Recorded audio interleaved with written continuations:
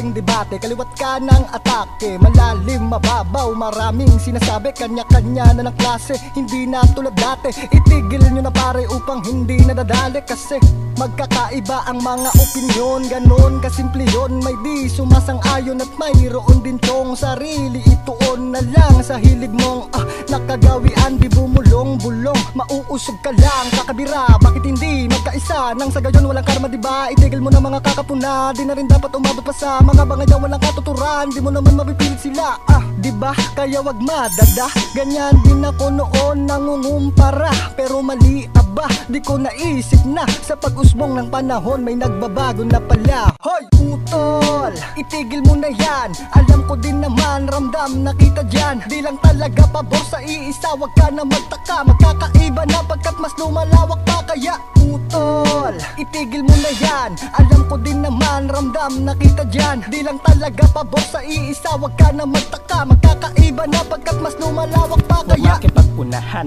dapat makapagtulungan pa. Luwakin mo ang utak, hate makitid ang daanan. Buksan mo ang damdamin, awa pa iralin.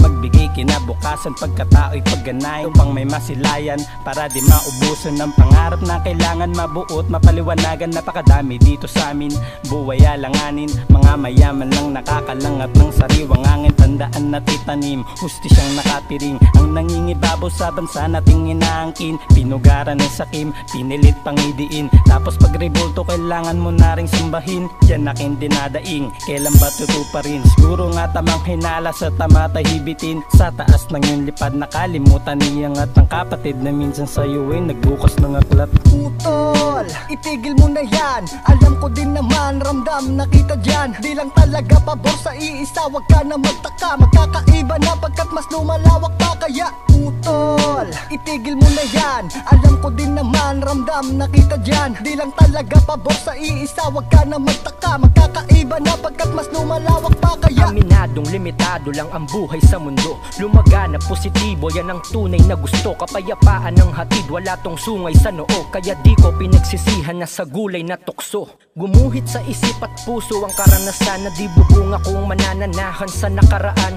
Tandaan na mas mainam kung merong pakialam sa paligid at iba pang magdidilig sa kaalaman. Dapat alam mo yan, kundi ay dapat mo nang simulan. Hindi naman to paunahan, ang importante iyong galawan. Inggit mo na pasan-pasan, bitawan ng maramdaman ang halaga ng mga nangyayari sa ating harapan. Bueno, lahat tayo may kanya-kanyang palabas na di na kailangan diktahan na kung sino nga ba ang mas at kung hinihila man tayo pa atras. Kahit maipit, pilit, ipihit, akayin pataas. utol, itigil mo na yan, alam ko din naman, ramdam na kita dyan. Di lang talaga pabor sa iisa, wag ka na magtaka, magkakaiba na pagkat mas lumalawak pa. Kaya utol, itigil mo na yan, alam ko din naman, ramdam na kita dyan. Di lang talaga pabor sa iisa, wag ka na magtaka, magkakaiba na pagkat mas lumalawak pa. Kaya utol, itigil mo na yan, alam ko din naman, ramdam na kita dyan. Di lang talaga pabor sa iisa, wag ka na magtaka, magkakaiba na pagkat mas lumalawak pa. Kaya utol, itigil mo na yan, alam ko din naman, ramdam na kita dyan. Di lang talaga pabor sa iisa, wag ka na magtaka, magkakaiba na pagkat mas lumalawak pa. Kaya